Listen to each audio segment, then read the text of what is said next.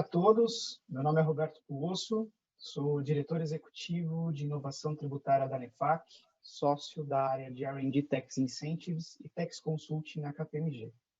Sejam todos muito bem-vindos ao nosso segundo Congresso Tributário Digital KPMG-ANEFAC.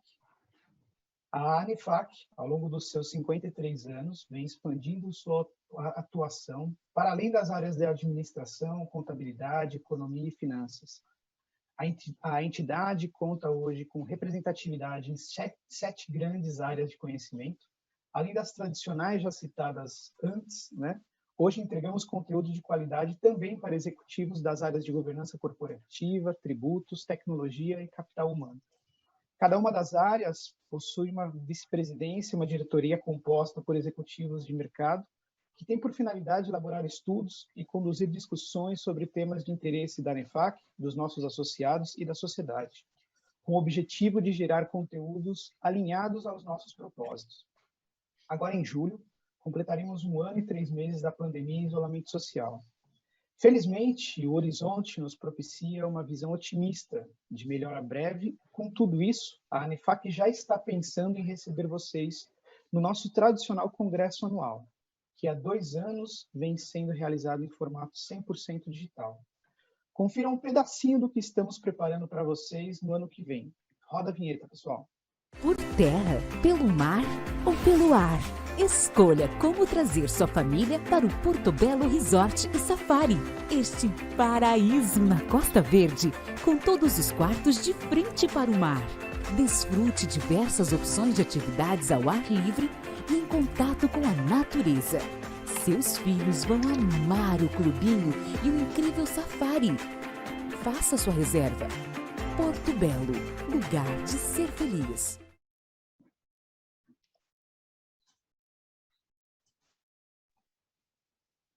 Aposto que todo mundo ficou com muita vontade, né?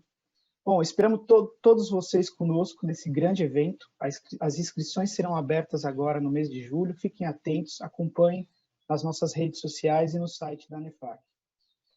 Bom, falando do nosso evento agora, a parceria entre a KPMG e a ANEFAC se estende por mais de 12 anos. Muitos de vocês já nos acompanham desde o início.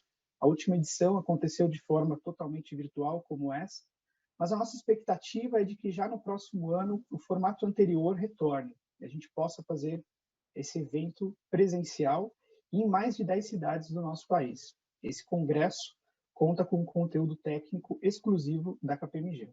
Antes de chamar nossos convidados, alguns recados importantes. Esse evento está em análise no CFC para a pontuação na educação profissional continuada. E para poder receber a pontuação após a aprovação, é necessária a sua participação nos 3 dias do evento. Incentivo todos vocês a participarem conosco, colocando suas perguntas no chat ao longo do evento. Não precisa esperar um momento específico. Mandem as perguntas ao longo da apresentação. Nós vamos ter um tempo ao final da apresentação dedicado para respondê-las. Bom, recados dados, convido agora Leandro Fagundes, meu sócio na área de Corporate Tax na KPMG Brasil. Fagundes, muito obrigado e bem-vindo ao Congresso da ANEFAC KPMG. Bom dia a todos. Obrigado, Robertinho, pela apresentação. Nossa, Robertinho, vi você se apresentando aí, fiquei morrendo de orgulho aqui, hein, meu? Você tá importante demais, hein, meu filho? Você viu só? Quem diria, aquele menino, né, ingressou na KPMG aqui como consultor júnior. Tive a honra e o prazer, né, Robertinho, de ser seu encarregado. E seguimos junto na carreira aqui na KPMG. E muito bom ver você alcançando essas posições num órgão tão importante quanto a ANEFAC, né? Então, inicialmente, queria agradecer pelo convite, de ter a oportunidade de estar participando aqui com vocês no dia de hoje.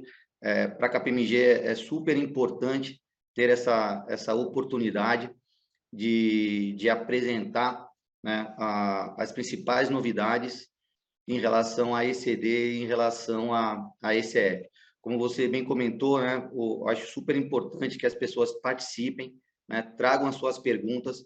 Obviamente, eu imagino que muitas das pessoas que estão hoje fazendo parte da nossa audiência já trazem suas dúvidas do dia a dia, então não deixem de participar.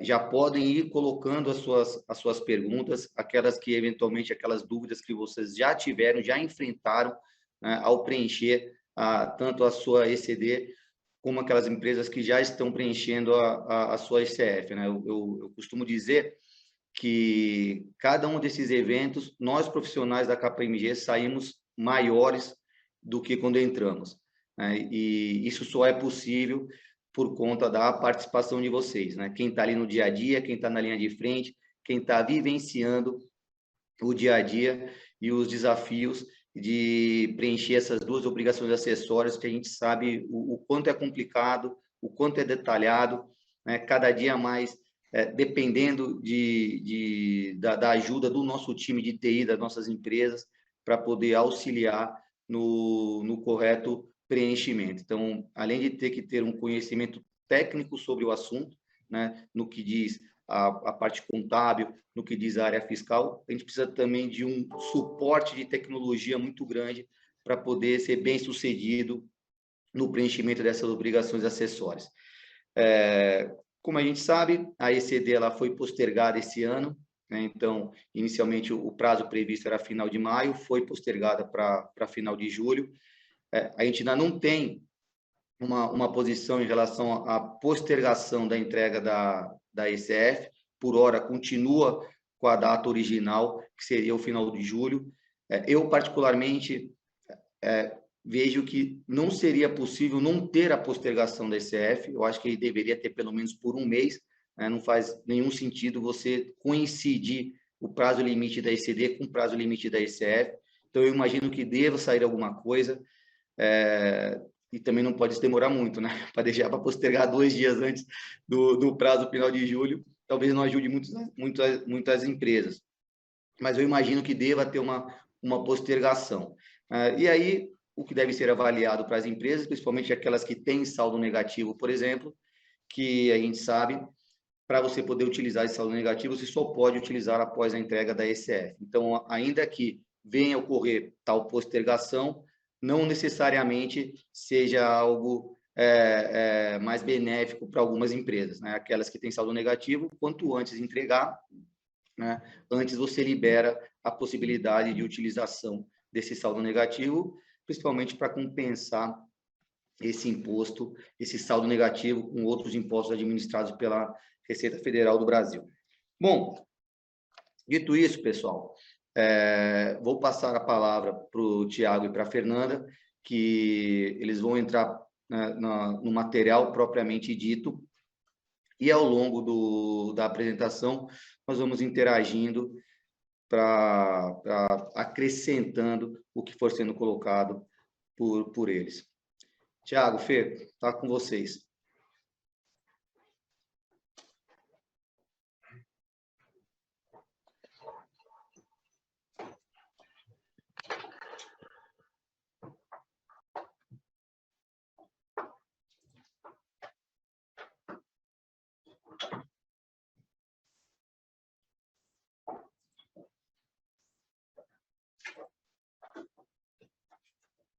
Você está no mudo.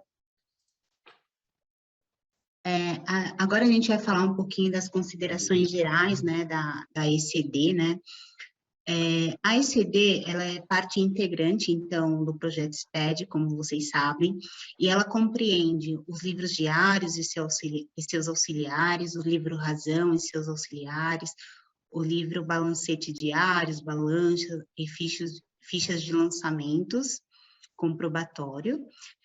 E quais as empresas, né, que são obrigadas a entregar a ECD? São todas as empresas optantes pelo lucro real, empresas optantes pelo lucro presumido, que não optarem pelo livro caixa, empresas imunes e isentas. Para mim aqui a apresentação está pulando. Isso. Empresas imunes e isentas que receberem doações, subvenções, contribuições, auxílios ou ingressos assemelhados, cuja soma seja superior a 4.800.000, as sociedades em conta de participação acompanham o sócio ostensivo, ou seja, se o sócio ostensivo for obrigado a entregar ECD, as sociedades em conta de participação também serão.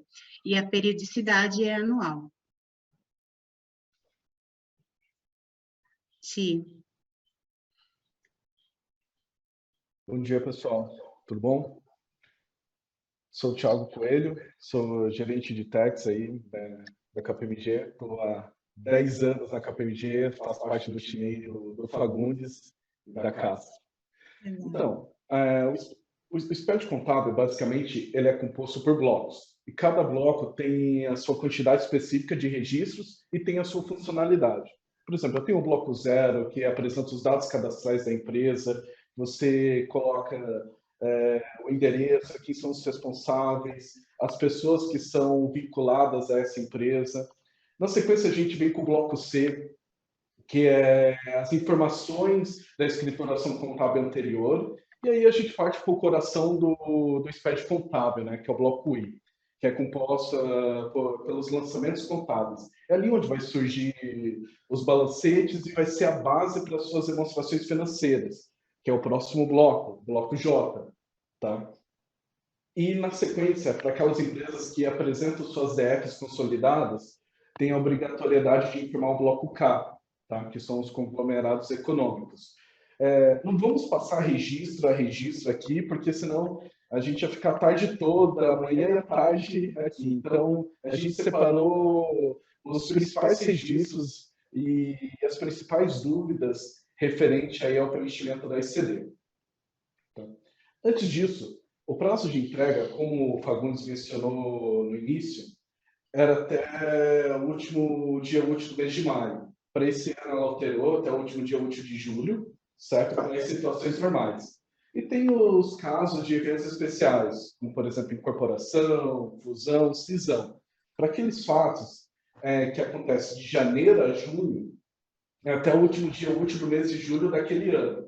Então, por exemplo, eu tive lá em fevereiro um evento de incorporação em 2021. Então, eu tenho até o último dia útil do mês de julho para entregar esse evento.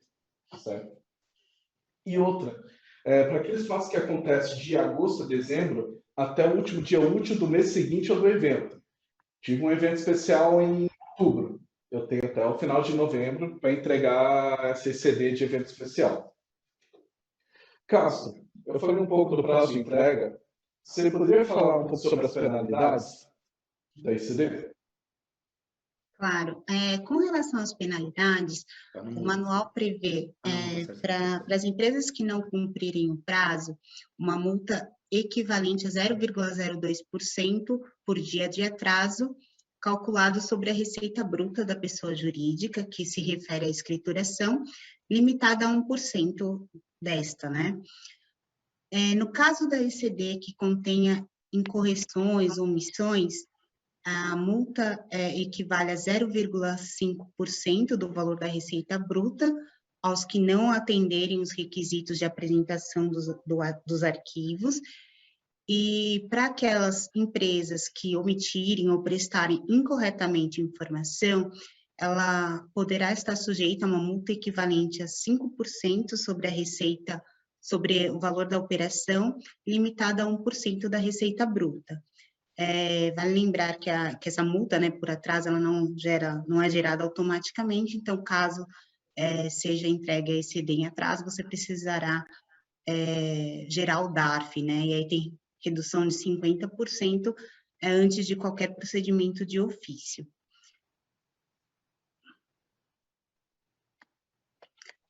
Agora a gente vai falar um pouquinho sobre a substituição da ECD, o que muitas vezes gera um pouco de dúvida. Com relação à substituição, a ECD ela só pode ser substituída quando houver erros que não possam ser corrigidos por meio de lançamentos extemporâneos. Então, qualquer outro tipo de erro você pode retificar, mas, por exemplo, se tiver algum saldo que você entregou errado e que por meio de lançamento extemporâneo você possa corrigir, isso não seria um erro que poderia gerar essa substituição da ECD. Para a substituição da ECD, também é necessário você apresentar um termo de verificação para fins de substituição. Esse termo ele tem que conter a identificação da escrituração a ser substituída, a descrição pormenorizada de todos os erros que estão sendo corrigidos, a autorização expressa de acesso do Conselho Federal de Contabilidade e a descrição dos procedimentos pré-acordados executados pelos auditores independentes. Esse termo ele deve ser assinado pelo próprio profissional de contabilidade e, quando a empresa for auditada, também deve ser assinada pelo auditor independente. Então, como vocês podem ver, não é tão simples assim substituir o arquivo e tem que atender esses requisitos previsto aí. Com relação a esse CD, ela só pode ser substituída do ano calendário anterior. Então, por exemplo, se eu quiser substituir esse CD de anos calendários de 2018 para trás, você até consegue transmitir o arquivo, mas esse arquivo pode não ter validade para fins para a Receita Federal, porque o manual prevê que as ECDs referentes a anos calendários anteriores não podem mais ser substituídas. Para o ano calendário de 2019, o manual não foi alterado, então está previsto uma data de substituição em 31 de maio, mas a gente entende que, por razão da ECD ter sido postergada, esse prazo também tende também a Receita a aceitar. Mas como o manual não foi alterado nesse sentido, pode aí ter algum questionamento da Receita Federal.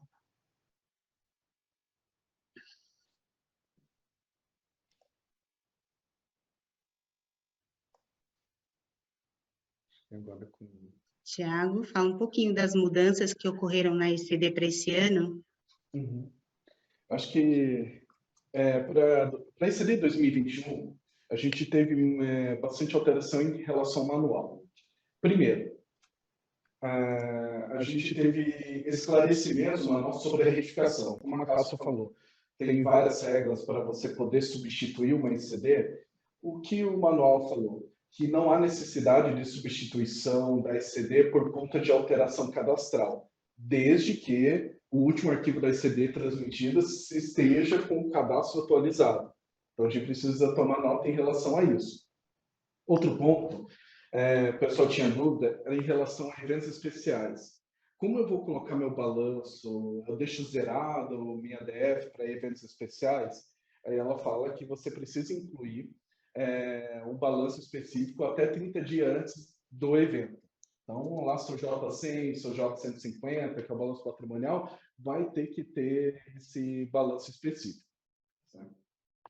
E aí a gente teve mudanças de regras, principalmente no plano de contas. Antigamente, você tinha duas opções. Você podia trabalhar com conta contábil sem centro de custo. Então, cada conta contábil, você poderia fazer várias referências no seu plano referencial. Então, tinha cliente que usava uma ou mais referenciais. Para quem trabalhava com centro de custo, certo? O que aconteceu? Você passou a fazer a mesma coisa, né? Pegava a conta contábil, mais o custo, por exemplo, produção, e você fazia um vínculo com uma ou mais referenciais. A Receita para esse ano ela fez uma trava para quem usa plano de contas mais centro de custo. Ela falou, se você usa plano de contas mais centro de custo, você só pode vincular com uma conta referencial. Então, um exemplo, eu tenho uma conta X, um centro de custo produção. Eu vou usar somente um referencial referente a custo, certo?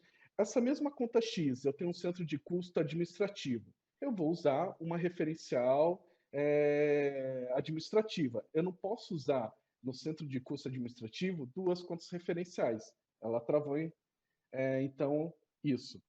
Muita gente ficou com dúvida, pensando, mas como eu vou corrigir meu custo, aliar meu custo em relação a isso?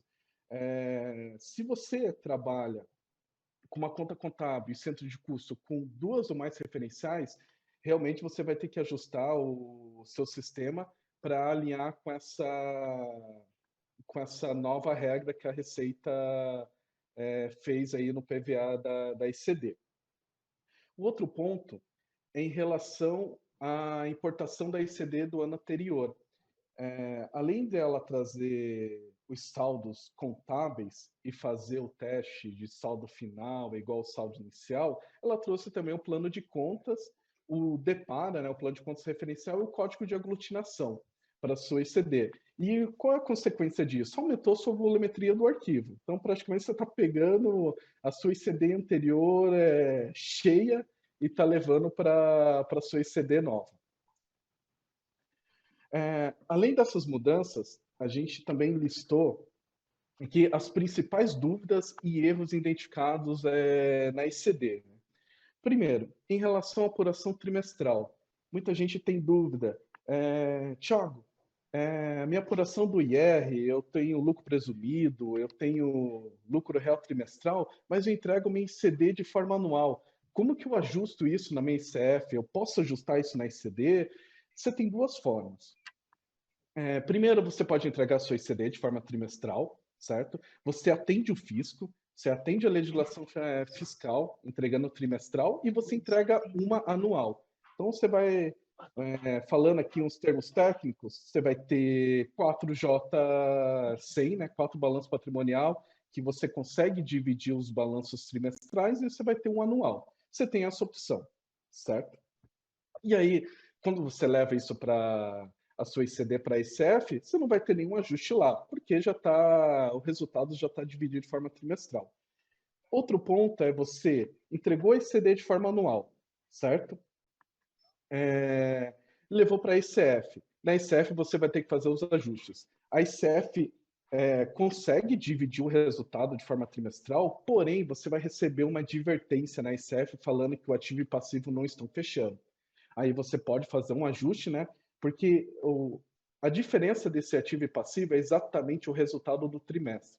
Você faz um ajuste, qual é a sua conta de encerramento, e você justifica, falando que você entregou a sua ECD de forma anual e fez esse ajuste de forma trimestral. Essas duas soluções constam no manual da ICF e da ICD. Outro ponto que o pessoal sempre questiona é em relação ao período societário e fiscal. O período fiscal basicamente é janeiro a dezembro, certo? E aí tem empresas que, quando trabalham com um período societário diferente da fiscal. Por exemplo, empresas japonesas, que é de abril a março. E aí o que acontece, né? Como fazer esse ajuste?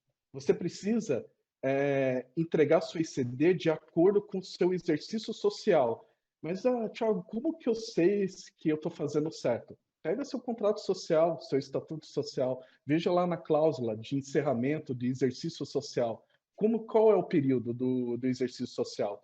É o mesmo que o fiscal? Se for o mesmo que o fiscal, tudo bem, não tem nenhuma alteração. Caso seja diferente, você precisa fazer esses ajustes na ICF, porque o resultado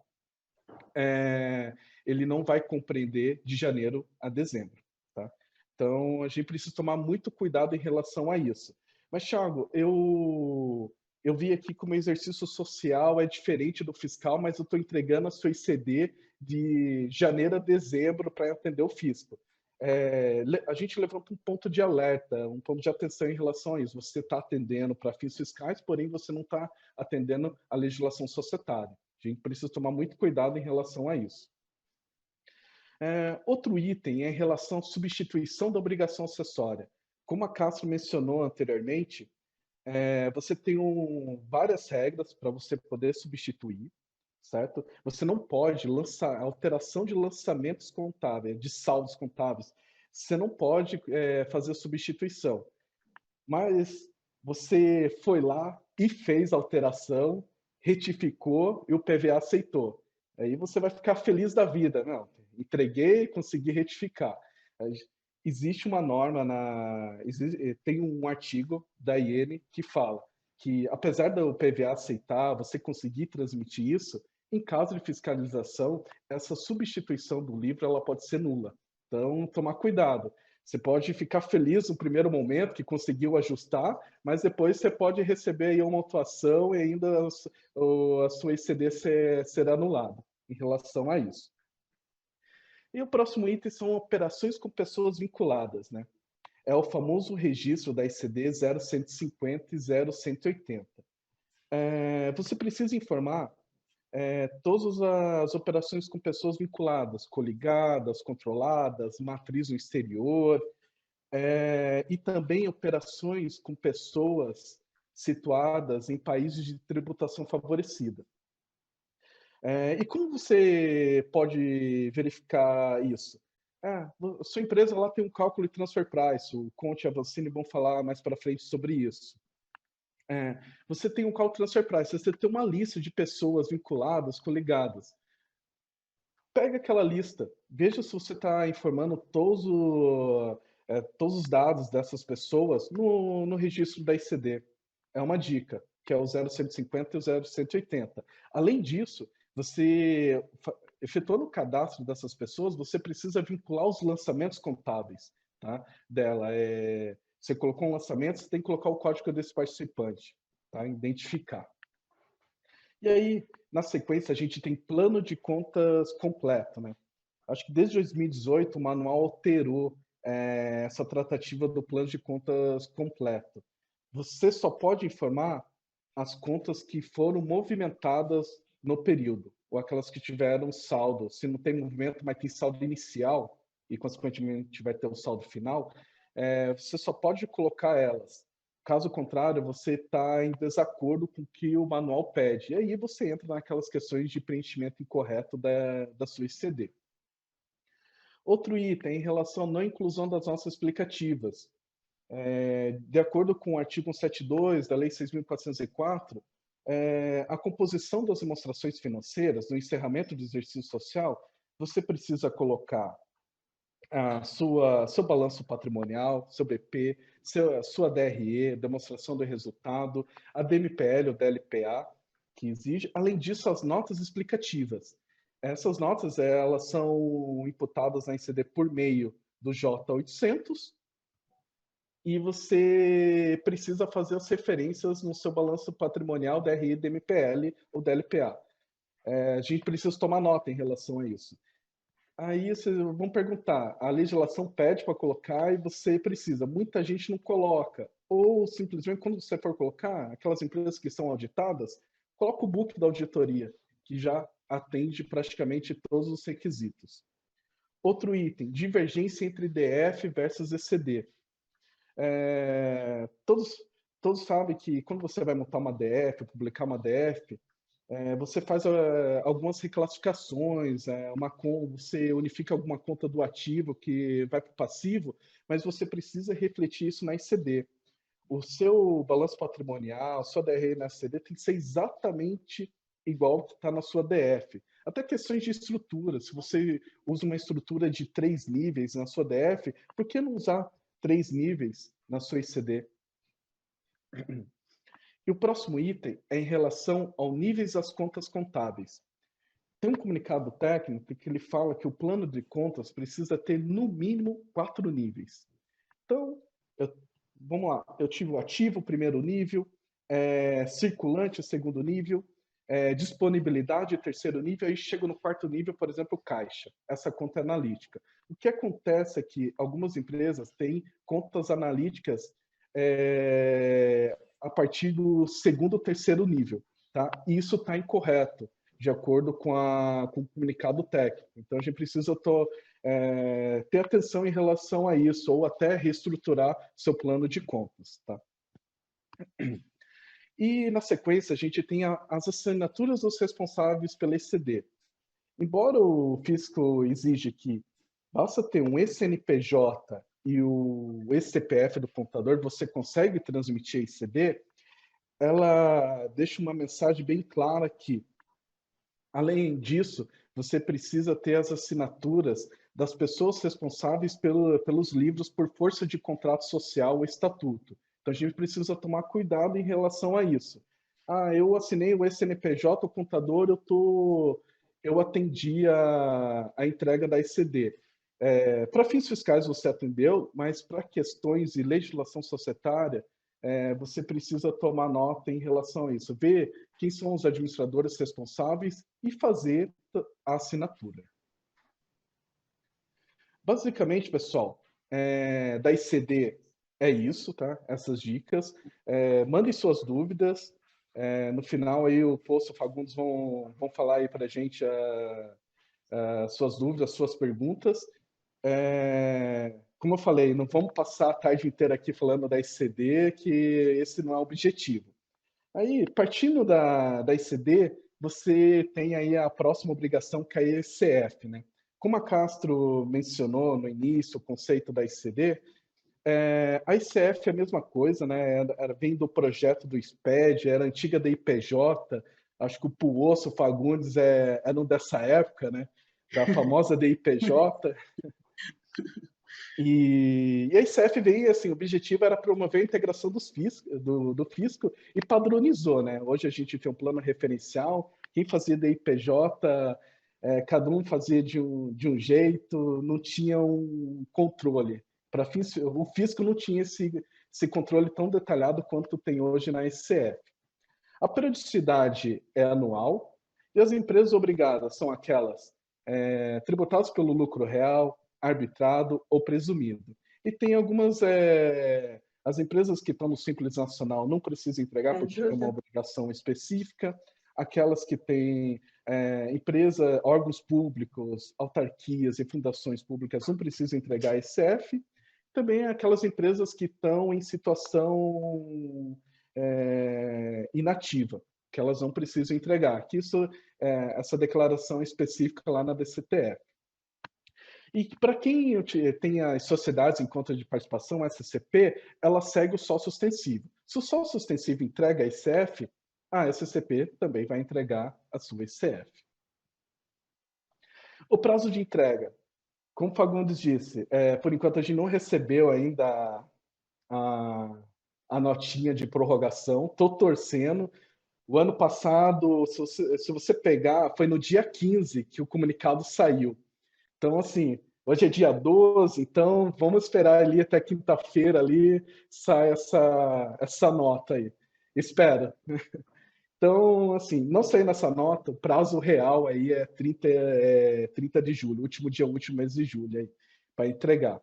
E aquelas que têm eventos especiais, mesma coisa da ICD, aconteceu de janeiro a abril, até o último mês de julho daquele ano. Situações que aconteceram de maio a dezembro, até o último dia útil do terceiro mês subsequente ao do evento. E aí, Castro, eu vou passar para você comentar um pouco sobre as penalidades. Tá? Oi, Thiago. Com relação às penalidades da ICF, ela tem uma pequena diferença entre as empresas optantes e não optantes pelo lucro real. Então, vamos falar um pouquinho das penalidades para as empresas optantes pelo lucro real. Para as empresas que apresentarem a ICF em atraso ou deixarem de apresentar, está sujeita a uma multa de 0,25% por mês calendário ou fração do lucro líquido antes do IRPJ e da CSLL. Limitada a 10% do lucro líquido.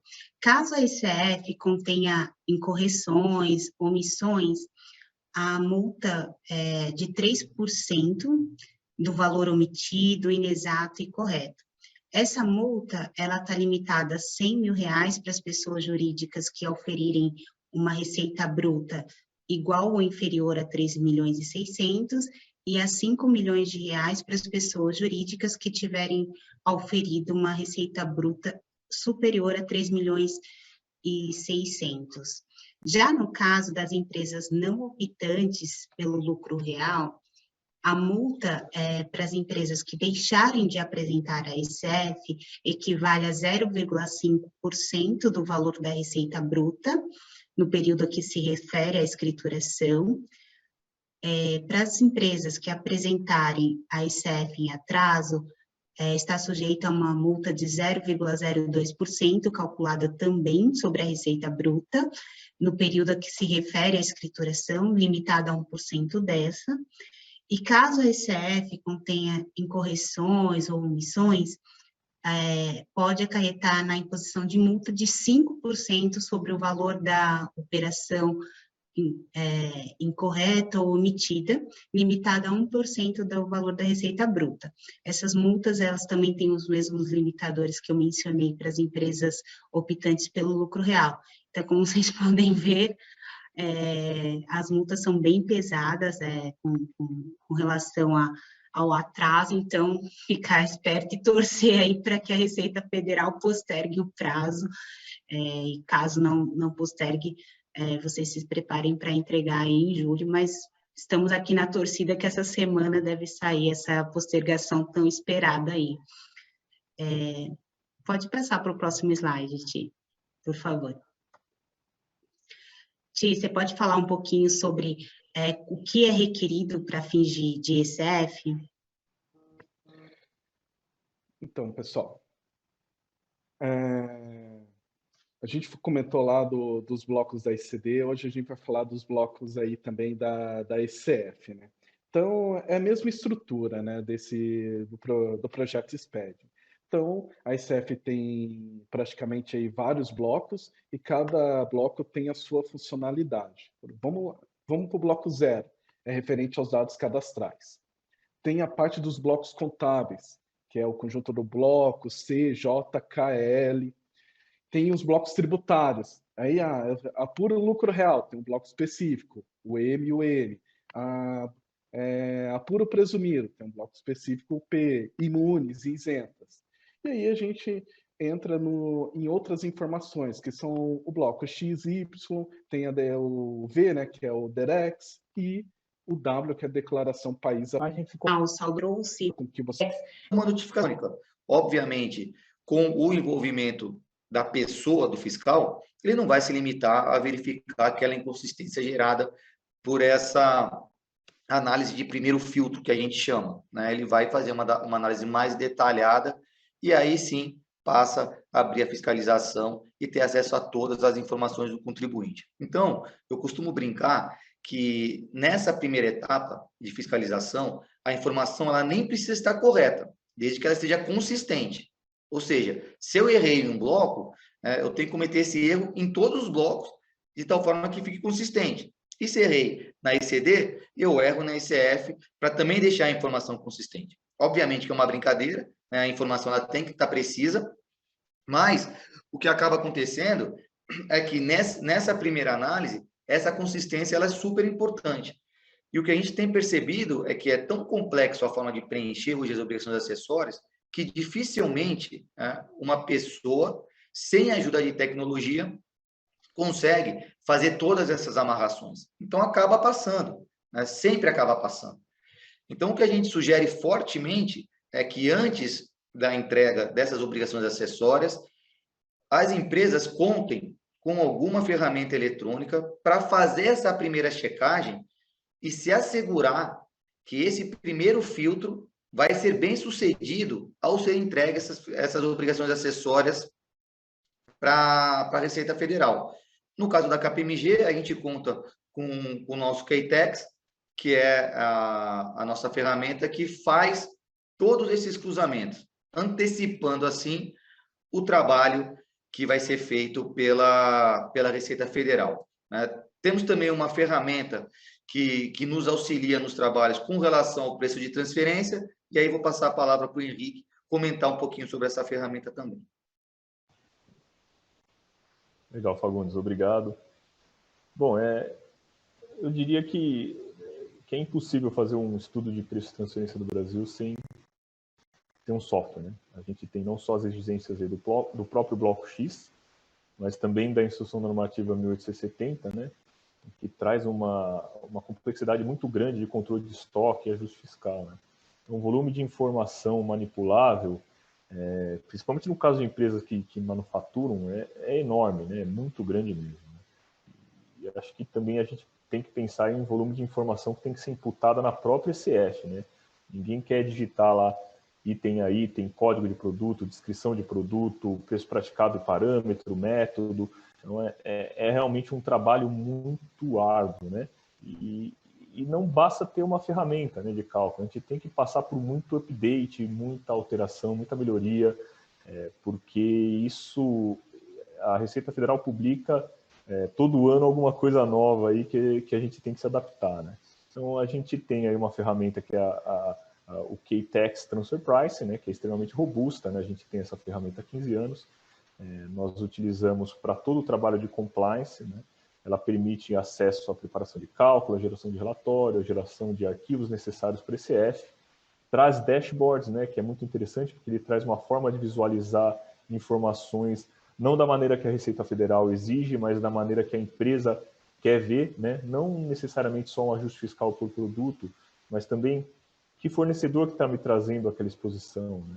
Por que eu estou tendo aquela exposição? Para qual cliente que eu estou vendendo aqui localmente, que eu não estou tendo uma margem boa, né, que eu preciso rever esse preço, né? Quais são as possibilidades que eu tenho em termos de planejamento, né? Então, uma ferramenta ela é importante para tudo isso, né? Você não consegue planejar o seu preço de transferência no Brasil sem que você tenha um software que auxilie nesses cálculos periódicos, tá?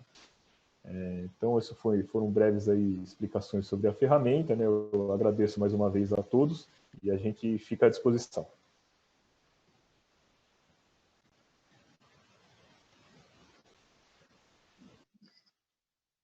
Legal, pessoal. Obrigado aí pela apresentação. Fagundes, Fernanda, Tiago, Camila, Henrique. Acredito que ajudou bastante, trouxe muitas informações, esclareceu muitas dúvidas. Pessoal, a gente tem diversas dúvidas aqui que a gente está recebendo. A gente vai responder aqui algumas perguntas. Caso a gente não consiga responder a todas as perguntas, vocês podem mandar as perguntas para o e-mail da ANEFAC, eles vão nos mandar essas dúvidas e a gente pode até também entrar em contato com vocês, se for o caso, tá? Só antes da gente ir para as perguntas, só esclarecer algumas coisinhas. Quando eu comecei a trabalhar com o Fagundes, ele não tinha cabelo branco, né? Então faz bastante tempo. A gente fez muitos trabalhos de IPJ, a gente tem muita história para contar, né, Fagundes? Acho que precisaria um dia um evento só das histórias de DIPJ, né? E, Tiagão, era mais simples, mas era muito engraçado também. A gente se divertia bastante, viu? E pô, eu tinha cabelo, né? Quando comecei a trabalhar com você também. Eu nem tinha barba naquela época. Olha só como o tempo passou rápido, né? Mas, pessoal, vamos para as perguntas aqui que a gente foi recebendo, tá? A gente recebeu muita dúvida sobre o ECD.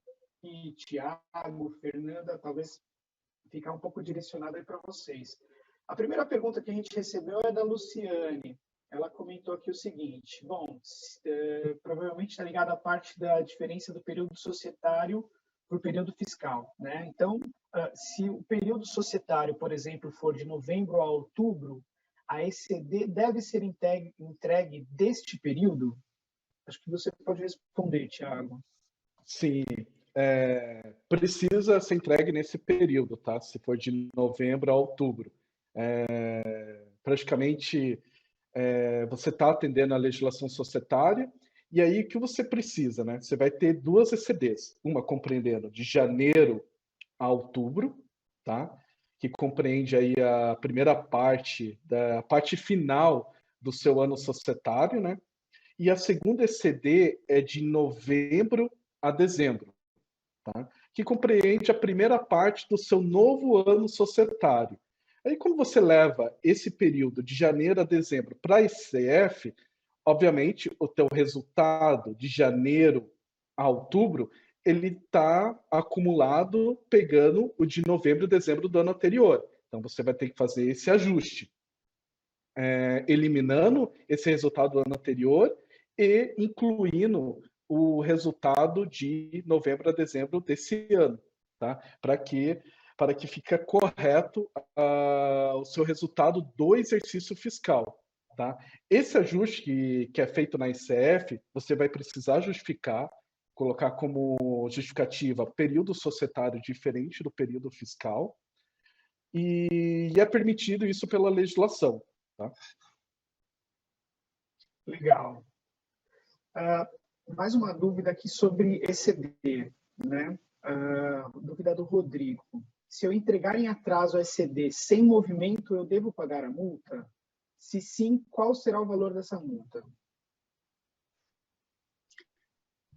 A multa da ECD, ela é calculada sobre a receita bruta, né? Então,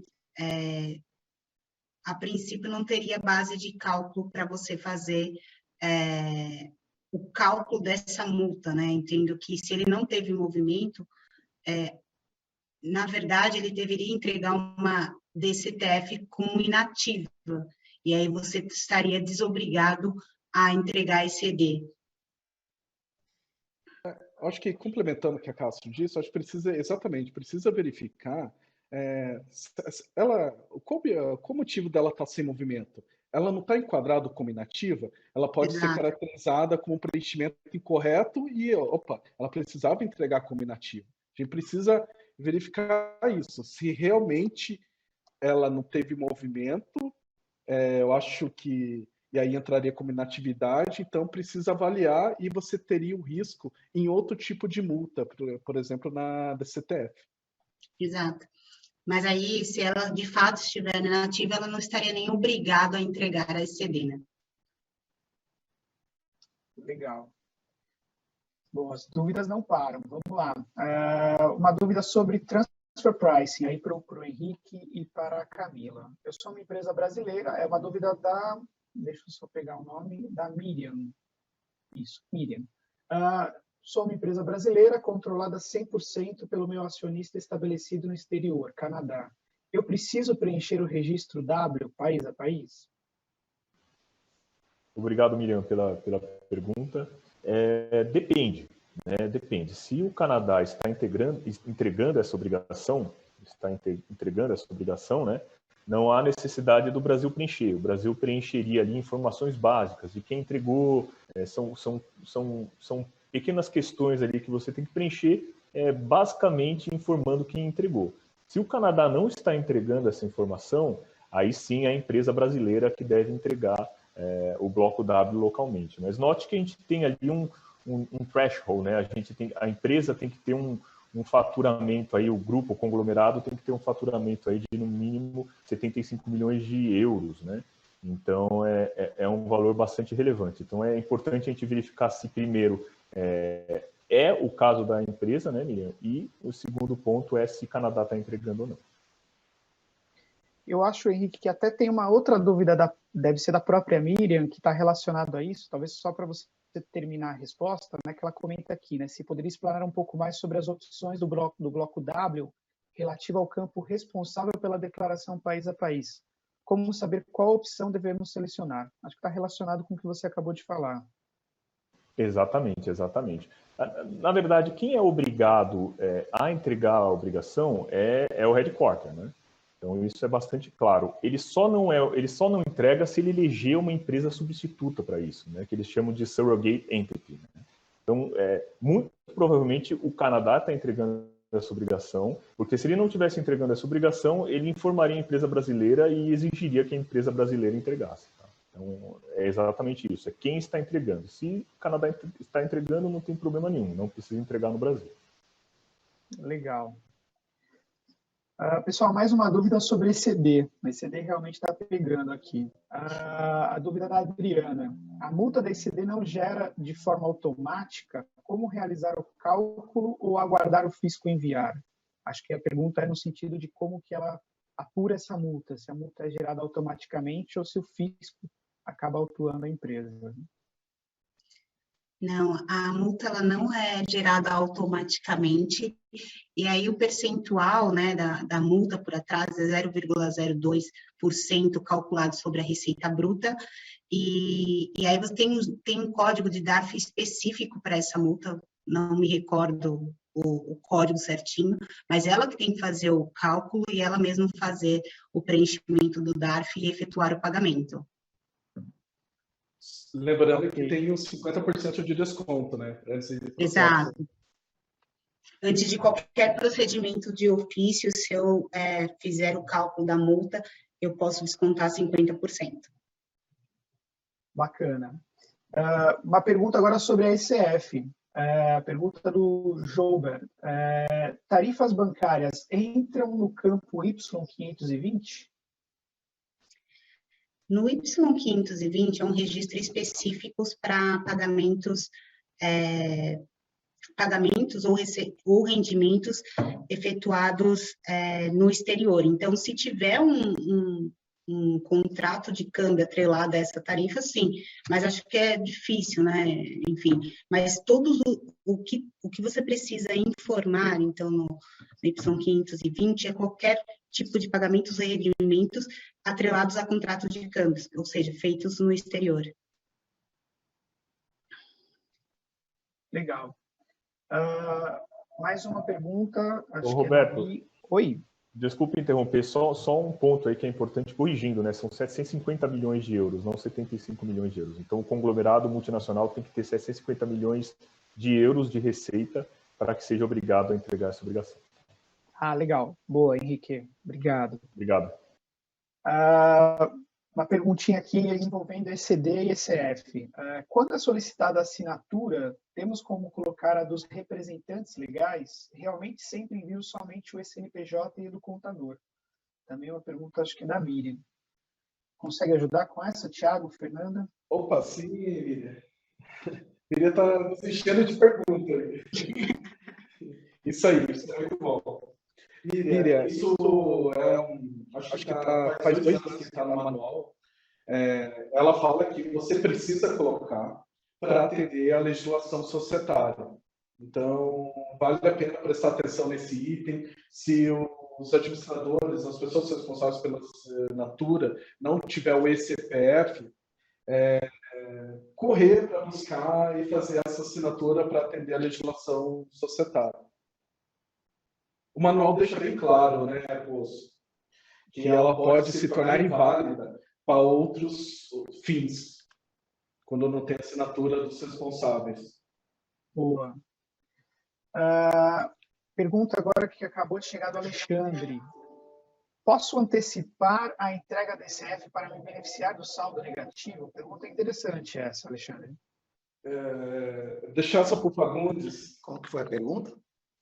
Se a empresa pode se beneficiar, pode antecipar a entrega da ECF para se beneficiar do saldo negativo. Isso que eu comentei no começo da apresentação, né? Que independente da postergação do prazo da ECF ou não, para aquelas empresas que têm saldo negativo para ser utilizado, quanto antes ela entregar a ECF, melhor. Porque a forma de você destravar a utilização desse saldo negativo é mediante a entrega da sua ECF. Então, para aquelas empresas que têm, né, saldo negativo, quanto antes entregar, melhor. Porque aí você já destrava a utilização e pode utilizar a partir de então. Legal. Mais uma pergunta sobre ECD, Thiago. Na ECD de uma empresa do lucro real com apuração trimestral, não é obrigatório apurar o resultado no final de cada trimestre? Pergunta do Renan. Oi, Renan, tudo bem? O manual fala que você pode, não é uma obrigatoriedade. O que facilita? Você entregando de forma trimestral, você não precisa fazer nenhum ajuste disso na ICF. Entregando de forma anual, é necessário fazer esses ajustes na ICF, porque o seu ativo e passivo não vão estar fechando trimestralmente. Tá? Legal. Bom, vamos para as 2 últimas perguntas aqui. A penúltima é: qual a punição que posso ter se a ECD for entregue apenas por período fiscal e se eu tiver um período societário diferente? É uma pergunta da Fernanda. Oi, Fernanda. A punição, você entra na questão de preenchimento incorreto da obrigação acessória. Tá?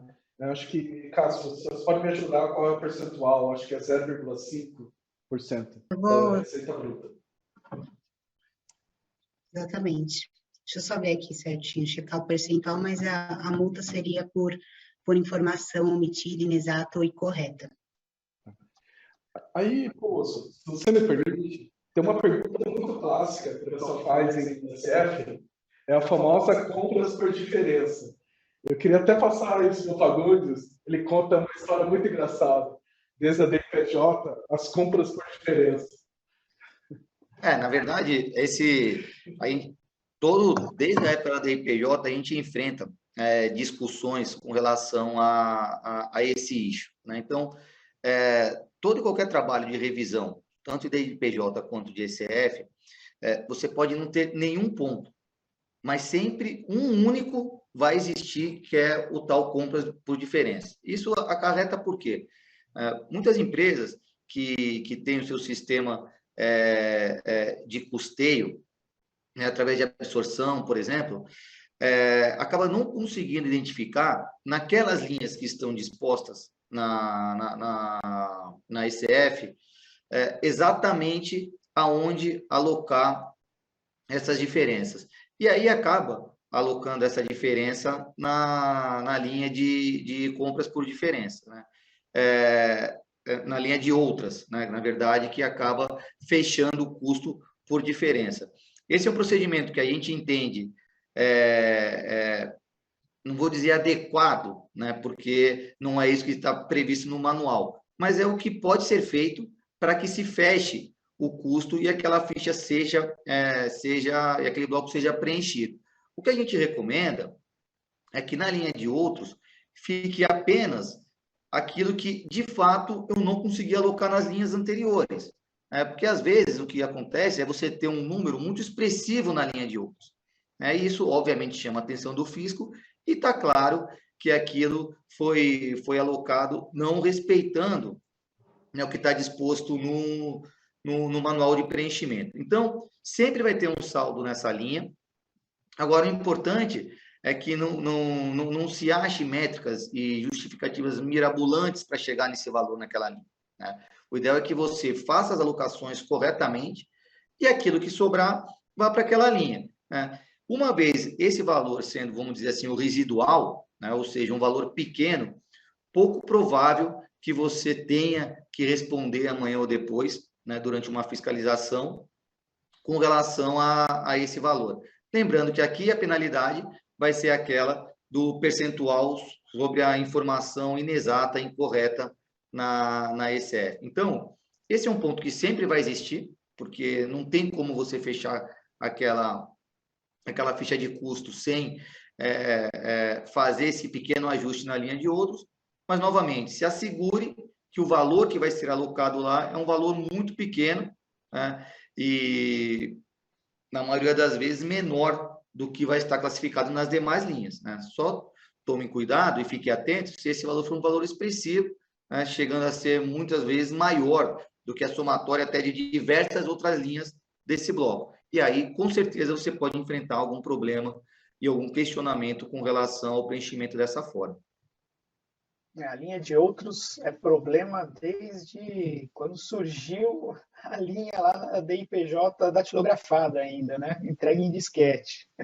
Várias histórias essa linha traz para a gente, né? Pessoal, vamos ver se a gente consegue pelo menos fazer mais uma pergunta. Estão chegando várias aqui, então aquelas que a gente não conseguir responder, depois a gente se compromete aí, junto com a ANEFAC, a responder para vocês. Última pergunta do Janilson. Apuramos IRCS trimestralmente, mas elaboramos a ECD de forma anual, não acumulamos o balanço trimestralmente. Nesse caso, posso ajustar dentro da ECF ou tenho que retificar a ECD e informar de forma trimestral? Pessoal, você pode corrigir isso na ECF, tá? Não precisa retificar a ECD, tá? O que o manual fala? O que a ECD está falando? Que você pode entregar a ECD de forma trimestral, tá? E depois um J100 anual para atender a legislação societária. Caso você só tenha entregue somente anual, que é no seu caso, você faz esse ajuste na ECF. De forma normal, você justifica que o período, que é o regime de apuração é trimestral, e pronto. Você não tem nenhum risco em relação a isso. Legal. Pessoal, como eu falei, estamos chegando ao final do primeiro dia do nosso congresso. Queria agradecer demais a presença dos nossos convidados, Fagundes, Henrique, Camila, Fernanda, Thiago, obrigado por compartilhar tanto conhecimento, trazer tanta informação para a gente. Fagundes, fica à vontade para fazer as suas considerações finais. Legal, Robertinho.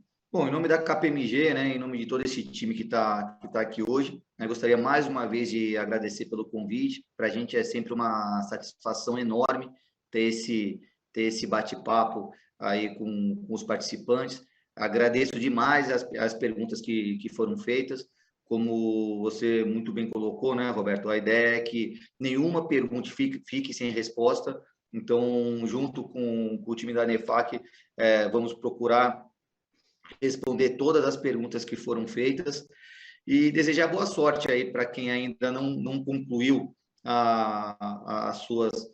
o preenchimento e a entrega de suas obrigações acessórias, e estamos à disposição para eventual ajuda, né, para quem eventualmente ainda queira um suporte tanto no preenchimento quanto na revisão dessas obrigações acessórias. Mais uma vez, em nome da KPMG, muito obrigado pelo convite e bom dia a todos. Valeu, Fagundes. Obrigado a todos que nos acompanharam. Deixo aqui o meu convite a vocês que ainda não conhecem a NEFAC. Acompanhem o nosso trabalho através das nossas mídias digitais, nosso canal no YouTube, onde disponibilizamos muito conteúdo gratuito e atualizado para todos. Venham fazer parte da nossa entidade.